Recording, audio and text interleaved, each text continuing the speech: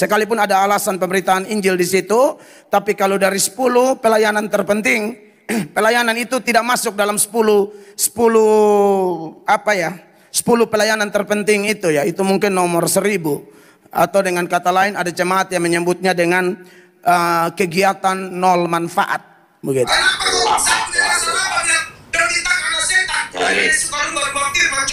Oh, yang rubah-rubah firman cuma setan. Padahal yang rubah firman dibuktikan siapa? Saya di video ini berhasil membuktikan di dalam kitab mereka yang beda tahun kata-katanya berubah. Nah itu yang berubah, setan mana itu yang berubah?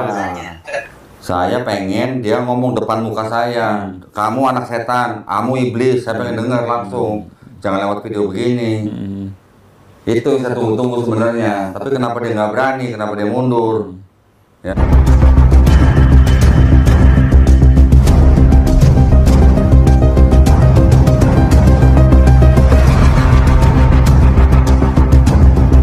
Assalamualaikum warahmatullahi wabarakatuh.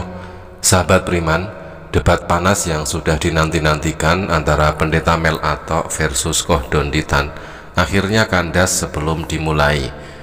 Secara mengejutkan, Pendeta Mel Atok membatalkan secara sepihak setelah mendapatkan peringatan dari jemaatnya agar tidak meladeni tantangan debat dari Kohdon Ditan tersebut. Banyak pihak menilai pembatalan ini sebagai bentuk mundur teratur dari Pendeta Mel Atok demi menghindari terbongkarnya dalil-dalil yang selama ini dipegang.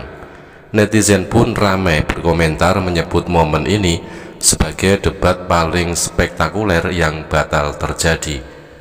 Jadi buat saudara yang belum tahu, seputaran rencana debat dengan Don Ditan yang awalnya saya sangat bersemangat menerima tantangan tersebut, bahkan sudah mempersiapkan diri, mempersiapkan materi, sudah berdoa dan belajar. Dan salah satu doa yang saya naikkan beserta beberapa orang yang mungkin juga mendoakan adalah apakah ini dikehendaki Allah atau tidak. Karena walaupun alasannya rohani, tapi kalau Tuhan cegah ya tidak bisa. Anda baca dalam Kisah Para Rasul, bahkan Tuhan mencegah Rasul Paulus untuk memberitakan Injil ke tempat yang lain. Bahkan yang mencegahnya adalah Roh Kudus. Dan cerita-cerita seperti itu banyak terjadi. Dan tentu itu hanya bisa ditemukan dari keseriusan kita bertanya kepada Tuhan, ya.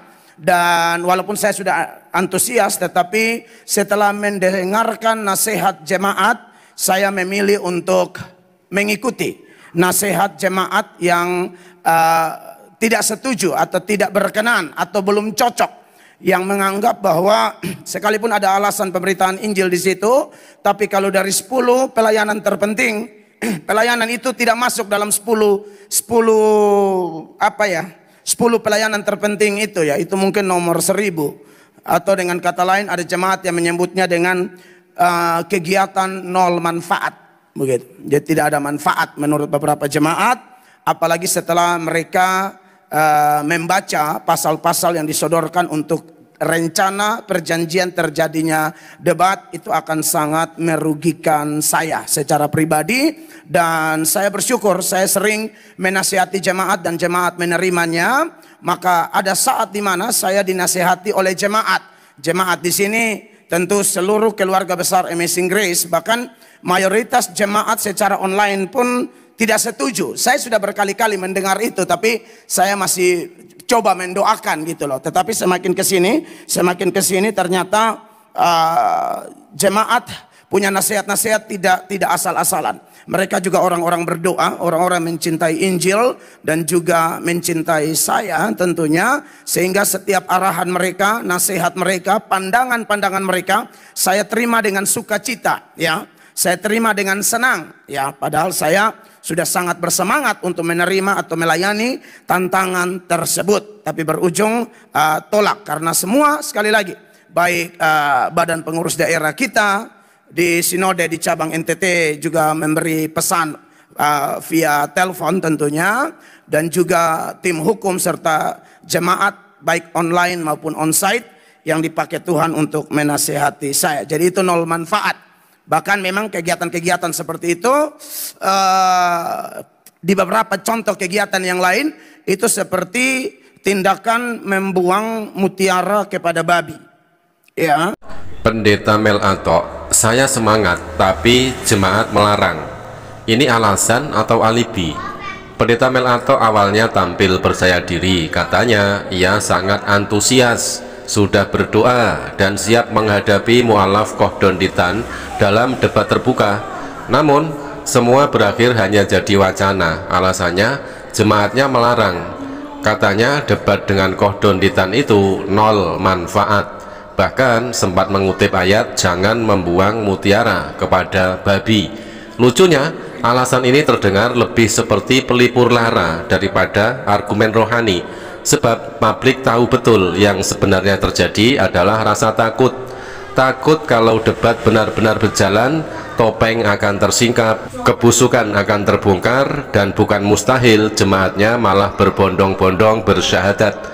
Apalagi beberapa bulan lalu sempat viral ketika pendeta Mel Atok menuduh Kohdonditan sebagai anak setan yang mengubah-ubah firman Tuhan. Tapi di video balasannya, Kohdonditan justru membongkar bukti satu ayat yang sama di dua cetakan Bible resmi Lembaga Alkitab Indonesia ternyata berbeda isinya. Nah, setan manakah yang mengubah itu?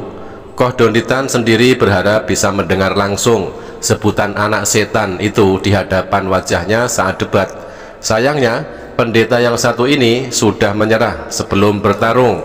Pria sejati melangkah ke medan, bukan mundur sambil mengutip ayat pelarian. Kecewa pakai banget. Tapi kan saya berharap jemaatnya pendeta Mel Atok yang akan nonton live itu kan paling nggak kenal saya gitu. Udah kenal kok Oh, udah kenal ya? Udah kenal. Tadi putar di gereja. Putar di gereja. Oh, udah diputar ya? Iya. Tapi kan saya kan, saya waktu itu pernah respon balik kok. Pernah respon balik nih. Kalau masalah ini nih. Waktu itu, dia kan bikin ini. Dia memang iblis. Dia nyebut gue iblis. Ikutin ayat baru aja bikin kacau. Iblis satu. Berarti Iblis satu ini. Ini emang iblis ya. saya buktikan boleh iblisnya. Ini. Jangan percaya ajaran bodoh dari anak setan nama Donditan. Oh, jangan percaya ajaran bodoh anak setan. Ya setan begini harus ngomong terang benderang. Sekarang kita tahu pasti setan lewat atau geser. Oh. Itu masalah. Kenapa lu satu masalah banyak Donditan anak setan? Ini suka lu baru firman cuma setan. Oh, yang lu baru firman cuma setan. Pendeta Mel Atok tuding anak setan, bukti justru balik menampar. Di dalam video yang sempat viral, pendeta Mel Atok tampak murka, suaranya meninggi, emosinya meledak, dan tudingan pun meluncur deras. Yang mengubah-ubah firman Tuhan adalah anak setan, dan Donditan anak setan. Itulah tuduhan dari pendeta Mel Atok. Sayangnya, drama ini berakhir tragis bagi sang penuduh, sebab Kohdonditan justru membalikkan tuduhan itu dengan bukti telak. Satu ayat yang sama di dalam Bible resmi cetakan Lembaga Alkitab Indonesia ternyata berbeda antara edisi yang satu dengan yang lain. Artinya ada yang mengubah-ubah isi Bible itu sendiri. Dan jika kata pendeta sendiri yang mengubah firman adalah setan, publik pun jadi bertanya-tanya, siapa sebenarnya anak setan di sini? Kenyataan ini membuat banyak orang sadar, kadang peluru yang ditembakkan ke lawan malah memantul dan menghantam diri sendiri. Saya di video ini berhasil membuktikan di dalam kitab mereka yang beda tahun kata-katanya berubah. Nah itu yang berubah, setan mana itu yang berubah? Saya pengen dia ngomong depan muka saya, kamu anak setan, kamu iblis. Saya pengen dengar langsung, jangan lewat video begini. Itu yang saya tunggu-tunggu sebenarnya. Tapi kenapa dia nggak berani, kenapa dia mundur? Ya, gua suruh buktiin. Ayo, orang tua gua mana yang iblis? Orang tua gua mana setan? Gitu dong, kan gua bilang anak setan, udah bilang iblis. Gua mau tanya iblis itu artinya apa? Dia tahu nggak arti iblis? Nah, belum tentu dia tahu, gitu. Dan gua akan buktikan nanti di depan muka dia dua Bible yang keluaran sama-sama LAI, ada dua ayat yang kata-katanya berbeda, yang berubah. Yang berubah itu setan mana? Nah, yang bukan setan itu. Kalau mau dicatat 1 Samuel, kita kasih aja langsung ya, biar ada bukti gitu. Jadi jangan disangka kita ngomong doang gitu. Sekarang kita lihat ya, ini terjemahan baru tahun 74. Ya. Kita lihat di 2 Raja-Raja 26. Tolong bacain. Jangan pakai bismillah. Nah, jangan pakai bismillah ya. Ahasia, Raja Yehuda. Dalam tahun ke-12 zaman Yoram, anak Ahab raja Israel, Ahazia, anak Yoram raja Yehuda menjadi raja. Ia berumur 22 tahun pada waktu ia menjadi raja, dan setahun lamanya ia memerintah Yerusalem. Oke, udah? Ya. Ingat ya, 2 Raja-Raja 826. Sekarang saya bukain 2 Tawarikh. Nih, 2 Tawarikh, 22 ayat 2, baca. Ahazia berumur 42 tahun pada waktu ia menjadi raja, dan setahun lamanya ia memerintah di Yerusalem. Tadi yang di 2 Raja-Raja 826, Ahazia usianya berapa? 22. 22. Yang ini berapa? 42. 42. Ini Alkitab terjemahan baru edisi 2. Ya, tahun berapa? 2023. Sama-sama LAI loh. Iya. Percetakan lembaga Alkitab LAI. Buka yang 2 Tawarikh 22 ayat 2 tadi. Yang 2 Tawarikh tadi 2 Tawarikh. Nah ini. Sekarang ini yang 2023 coba bandingin. Sama beda. Ini ya teman-teman ya, biar jelas nih, sama-sama 2 Tawarikh. 2 Tawarikh nih Ini atasnya. TB1, ini TB2. Ya, sama-sama 2 Tawarikh. Oke. Baca. Ahazia berumur 22 tahun pada waktu menjadi raja, dan selama setahun ia memerintah di Yerusalem. Yang di TB1 berapa? 42. Nah, TB1 Ahazia berusia 42 tahun, TB2 Ahazia di 2 Tawarikh 22 ayat 2, 22 tahun. Direvisi. Yang rubah saudara-saudara. setan mana? Pertanyaan saya. Ternyata di LAI ada setan ya. Lah kan menurut standarnya Melato, Yang merubah itu yang merubah-rubah firman Tuhan anak setan. anak setan. Lah ini 2 Bible yang berbeda tapi penerbitnya sama, percetakannya sama, beda tahun. Ayatnya bisa beda. Oke, Lah kita foto. berarti itu yang rubah anak setan mana gitu. Inilah blunder paling memalukan yang pernah dilakukan Pendeta Mel Atok. Dengan lantang ia menuduh mu'alaf Kohdonditan sebagai anak setan hanya karena dituding suka mengubah-ubah firman Tuhan. Sayangnya tuduhan itu justru menjadi bumerang. Kohdonditan membuktikan lewat 2 cetakan resmi Bibel Lembaga Alkitab Indonesia bahwa pada satu ayat yang sama isinya berbeda. Pertanyaannya, kalau benar yang mengubah-ubah firman Tuhan itu setan, setan manakah yang mengubah isi Bibel tersebut? Seharusnya Pendeta Mel Atok menjawab ini di panggung debat terbuka. Tapi apa yang terjadi? Justru Pendeta Mel Atok memilih menghindar. Mengapa? Karena ia tahu ketika jemaat melihat bukti nyata bahwa tuduhannya hanyalah fitnah, semua akan sadar kebusukan itu.